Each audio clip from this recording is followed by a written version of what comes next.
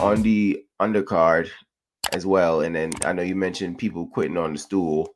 So, gosh, I forgot this guy's name. It's like Sean John Ergashev. Yeah, Uh, I so call him Erga. yeah. So, Erga. so so he fought Subriel Matias, and man, Ergashev in that first round looked impressive. I was like, whoa. Like Yeah. look at the snap on his jab. Look at the power he's punching with. I'm like, yo, is Matias in some trouble here? And then Matias just started breaking him down little by little, breaking him down, breaking him down. He quit on the stool. Then Matias went to call out Javante Davis, Devin Haney, Regis Prograis, Teofimo Lopez. So those are the four names he called out. But it makes me think about the other guys at 140, the title holders and the contenders. And in that regard, the first people that come to mind is going to be obviously it's going to be Regis Prograis, Teofimo Lopez, Rolly Romero, Ryan Garcia, and Devin Haney. Those are the title holders and some of the title contenders that I think we can probably see in title matches very quickly. And I just think about how Subriel fares against those guys. So kind of putting you on the spot now, of those five guys I named, and let me know if you need me to name them over.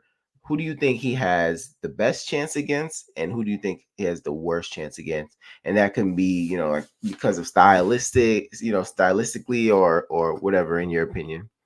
So I'll probably go with I think he has the worst chance of beating Tio because Mm. it's Tio style, right? Tio's a big puncher. And he has a skill set along with that, right? He's explosive, he can move, he got the defense. So he can kind of pick apart Matias that just walks forward. He's very heavy-handed, but in those shots that he was taking from Erga, I think Tio will really make him pay and really hurt him, right?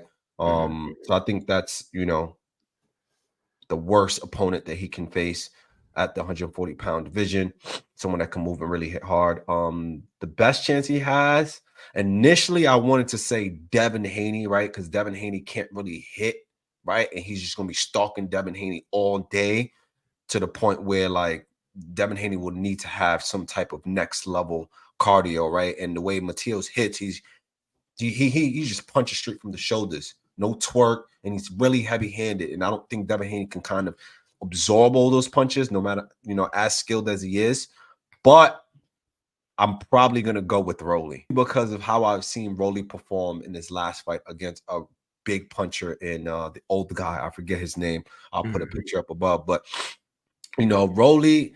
The only thing is Rolly can crack though, right? He can really hit. So that'll be a firefight. But I'm banking on Matias just really hurting Rolly and getting him out of there because I think Matias is probably the bigger puncher out of the two. But that's just speculation. It's hard to tell. But I'm gonna just go to Rolly because of Rolly's pedigree. Yeah. So, What about you? it's kind of a tough one because obviously the best chance he would have off rip I want to say Rolly Romero because I think of the bunch Rolly's probably the worst boxer. Right. But the thing is, for you to really probably land on him, you got to kind of be in range, and that makes it tough because then he's in range, and, Yeah. and we know Rolly is very strong. Javante Davis has stated this like, yo, Yeah. dude is strong. So He said obviously, it. He yeah, said by far he's the strongest fighter he's ever yeah, fought. it's obvious he can crack. You know what I'm saying? And I'm just thinking between him, Tio, and Regis, I don't know who hits the hardest. You know what I'm saying? Obviously, Tio probably has better skills than him. Regis as well. They probably different things, but he could hit just as hard, if not harder, than those guys. You know what I'm saying? But Yeah. I guess because I think just when it comes to pure boxing skill, even though I would see this one as a firefight, just when it comes to pure boxing skill, I would probably put him last of the five guys. I would probably agree that Rolly is going to be the best chance, Subriel Matias has of beating one of those guys. Mm-hmm. Now, worst stylistically, yeah, it has to be Tio. Yeah. It has to be To because the movement, the slick movement, the leaping hooks and stuff like that, and Subriel leaves himself open, and To's a hard hitter, so To. But the person I was really considering along with To, this may be a shocker, is Ryan Garcia. Oh, in the second phase. Because Okay. yeah, even Okay. though even though he's a guy who's taking a lot of flack because he got stopped, but he got stopped by Tank. He had some pressure on Tank in that second round until he just overcommitted. You know what I'm saying? So Ryan can put some pressure on you.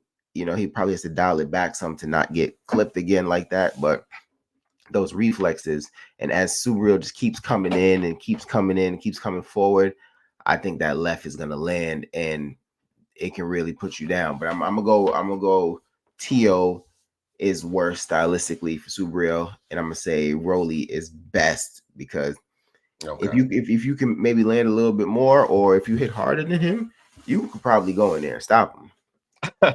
Yeah, you probably what's crazy? Like in my second tier before when I was thinking of tier, I was thinking of Regis actually. I was Mm-hmm. thinking Regis as that because Regis got a really good southpaw, could really, even though Matias do well against southpaws, but just Regis, he can really crack. He's really quick with that Mm-hmm. left overhand, really quick. And I know that shit's gonna land, but yeah, that's interesting. That's interesting, and he has the belt, right? So Yeah.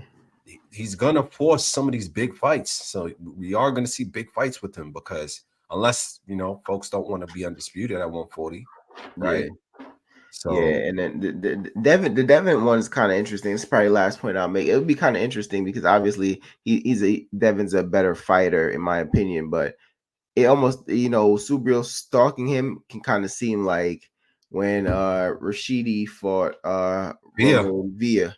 You yeah, know what I'm saying? Where it's like he just kept coming, and it's just like, all right, then now he's starting to land.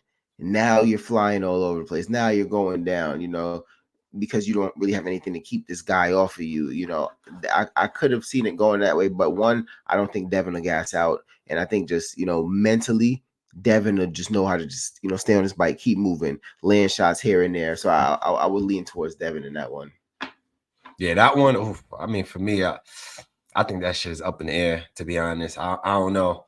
I feel like like even with the Andre and Benavidez situation, people don't understand like the mental anguish you go through when someone is literally walking you down and you're throwing the kitchen sink at them, right? Mm-hmm. Even if it is a game plan, right? If they can hit you, if they hit hard and they can hit you, that wanes on you. So now you have two elements that's burning your cardio threshold: the movement of you backing up Mm-hmm. and you throwing punches, and then on top of that, you absorbing and taking punishment, right? Yeah. So I think I don't know. I think, to be honest, Matias definitely has a style tailor made, for a fighter like Devin Haney. To be completely honest, right? Especially Mm-hmm. someone that really can't crack, can't hit.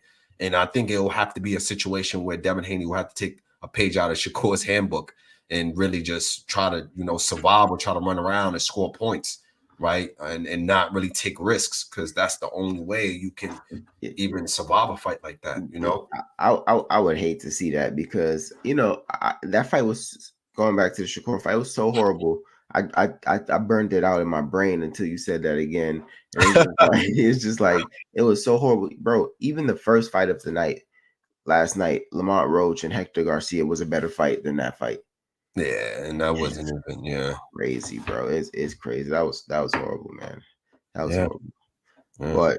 But probably a lot. I'm not sure. I want to say it's high risk, low reward, but Subriel does have the belt. So hop in the comment section and tell us: do you want to see some of those matchups? How you think he fares in some of those matchups at 140? He's now 20 wins, one loss, with 20 wins by knockout. Yeah. All his wins are by stoppage, Yep. and there's 5 guys in a row who's retired on the stool. Yep. So he's putting in pain. So tell us what you think about those matchups. Jump in the comment section. Like, comment, subscribe. 2 cents short of $1, and we're out.